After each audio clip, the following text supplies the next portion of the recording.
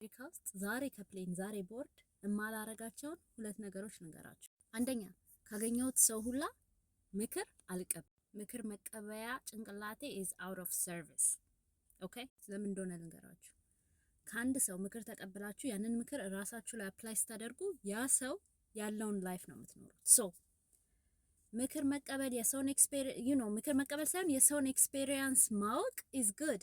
It tells you what to avoid. አሁን ለምሳሌ እኔ የማልፈልገው አይነት ህይወት ያለው ሰው if they're giving me advice, what I'm gonna think about is okay, የዚህ ሰውዬ ወይም የዚች ሴትዮ ላይፍ እንዲኖረኝ እፈልጋለሁ ወይ?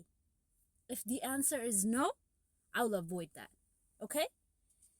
ሁል ጊዜም አንድ ሰው ምክር ሲሰጣችሁ ሁለት ነገሮችን ነው የሚከተሉት።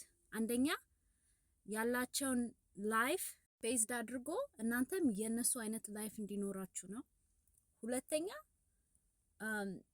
እነሱ እንዲኖራቸው የሚፈልጉት ነገር ግን የላቸው። ኦኬ ሶ ከነዚህ ሁለት ነገሮች አያልፍም።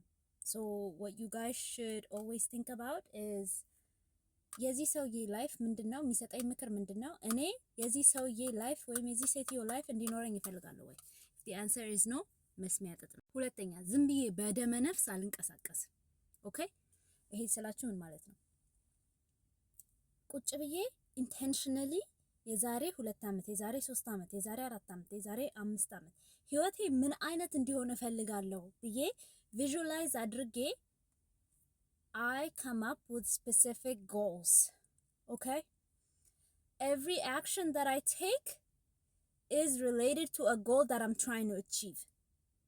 ክላስ ወስድ፣ ሜጀር ስመርጥ፣ ስራ ስሰራ፣ ብሬን ስፔንድ ሳደርግ everything is associated to a goal I'm trying to achieve. Okay? So እነዚህን ሁለት ነገሮች አቮይድ አድርጉ። ኢንስቴድ ሁለቱን ነገሮች ተቃራኒ አድርጉ። Okay? I think it's helpful. Subscribe, like, share አድርጉ. At the same time YouTube ላይ find me on YouTube. YouTube ሊንኬ ባዮ ላይ አለ። እዚህ ጋር ግቡና ባዮ ጋር አለ። Okay guys, bye.